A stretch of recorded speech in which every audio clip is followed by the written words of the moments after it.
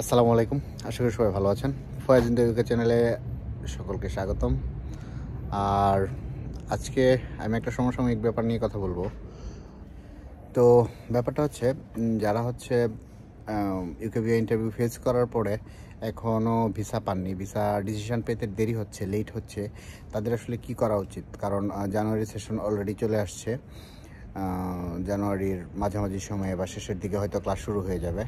তো visa decision পেতে যাদের দেরি হচ্ছে বা দেরি নেক্সটে হবে, তাদের জন্য কিছু পরামর্শ দিব। তো চলুন শুরু করা যাক। আসলে ইউকিউবিআই যখন ভিসা ডিসিশন দেয়, সেমিস্টারের একদম যখন শুরু হয়, ওই সময়টাতে রাশ থাকে, হিউজ পরিমাণ অ্যাপ্লিক্যান্ট হচ্ছে আবেদন করে। তো ওই সময়টাতে ইউকেভিআই রেগুলার তাদের যে টাইম পিরিয়ডটা থাকে ভিসা ডিসিশন দেওয়ার, সেটা আসলে সময় মতো দিতে পারে না, ওইটা মেনটেন করতে পারে না। কারণ হচ্ছে অনেক বেশি অ্যাপ্লিক্যান্ট থাকে সেই জন্য। আর সেই ক্ষেত্রে আসলে আমাদের যারা আমরা স্টুডেন্ট, তাদের আসলে কি করা উচিত? তারা যেটা আমরা করতে পারি সেটা হচ্ছে জাস্ট ইউকেভিআইকে পেইড মেল, এছাড়া আর আমাদের কিছুই করার থাকে না আলটিমেটলি। সো পেইড মেল করার পরে পেইড মেল কীভাবে করবেন সেটা জাস্ট আপনার যে এজেন্সি দিয়ে আবেদন করেছেন তাদেরকে বললেই তারা হচ্ছে পেইড মেলের ব্যবস্থা করে দিবে।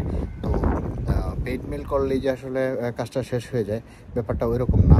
পেইড মেলের যে রিপ্লাই আসে, পেইড মেলের অবশ্যই একটা রিপ্লাই চলে আসে 1 থেকে 2 দিনের মধ্যেই। সো ওই পেইড মেলের রিপ্লাইটা অবশ্যই আপনাদের ইউনিভার্সিটিকে জানাতে হবে। সো যাদের হচ্ছে ইউনিভার্সিটিতে লাস্ট এনরোলমেন্ট ডেট পার হয়ে যাবে বা পার হয়ে যাচ্ছে, তারা অবশ্যই ইউনিভার্সিটির সাথে মেইলে কানেক্টেড থাকবেন।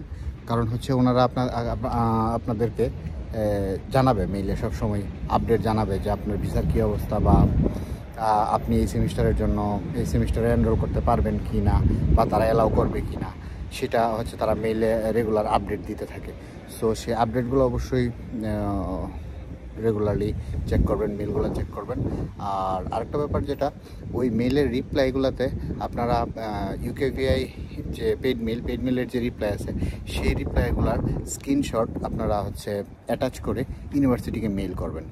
তো ইউনিভার্সিটিকে মেল করলে কি হয়, ইউনিভার্সিটি তখন হচ্ছে তারা ব্যাপারটা হচ্ছে তাদের জানা থাকে যে আসলে এই স্টুডেন্টটা ভিসা ডিসিশন পেতে লেট হচ্ছে, এই কারণে তার হচ্ছে ইউকেতে আসতে দেরি হচ্ছে।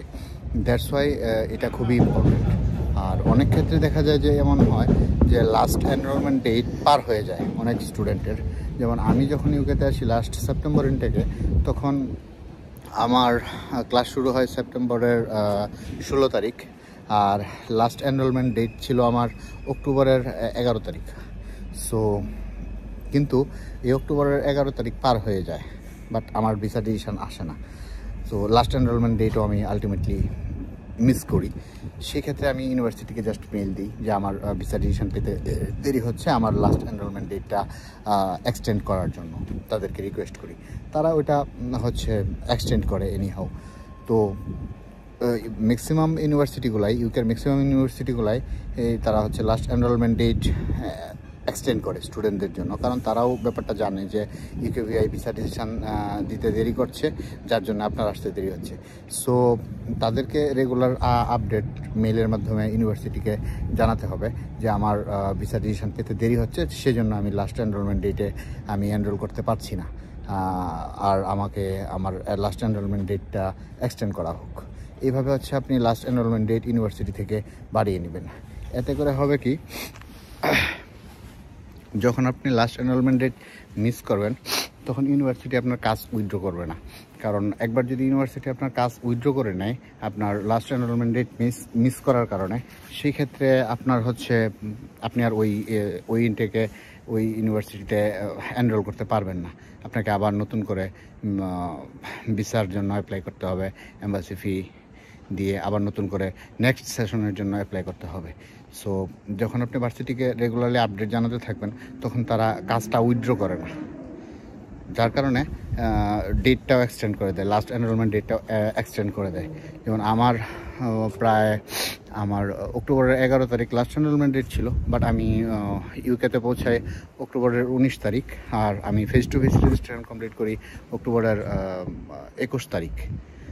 যেখানে আমার লাস্ট এনরোলমেন্ট ডেট ছিল 11 তারিখ, প্রায় 10 দিন তারা আমার এনরোলমেন্ট ডেট এক্সটেন্ড করেছিল। সো এটা সম্ভব হয়েছে শুধুমাত্র আমি মেইলে তাদের সাথে কানেক্টেড ছিলাম।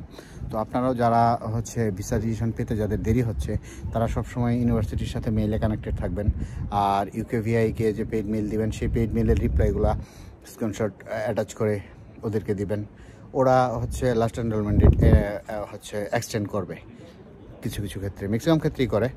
আর এটা অবশ্যই করবেন, কারণ হচ্ছে একবার যদি ইউনিভার্সিটি আপনার কাজ উইথড্র করে নেয়, সেই ক্ষেত্রে তখন আর কিছুই করার থাকে না নেক্সট ইনটেকে অ্যাপ্লাই করা ছাড়া। সো সকল কষ্টই তখন বৃথা হয়ে যায়। সো অবশ্যই এটা লক্ষ্য রাখবেন, ইউনিভার্সিটি যেন আপনার কাজ উইথড্র করে না নেয়। এনিহাউ আপনি ইউনিভার্সিটিকে ম্যানেজ করবেন মেইলের মাধ্যমে, যেন ওনারা হচ্ছে আপনার লাস্ট এনরোলমেন্ট ডেট বাড়ায় দেয়, ইভেন যেন কাজটা উইথড্র না করে। That's it. এই পর্যন্তই। ভালো থাকবেন, সুস্থ থাকবেন, আমার জন্য দোয়া করবেন। আসসালামু আলাইকুম।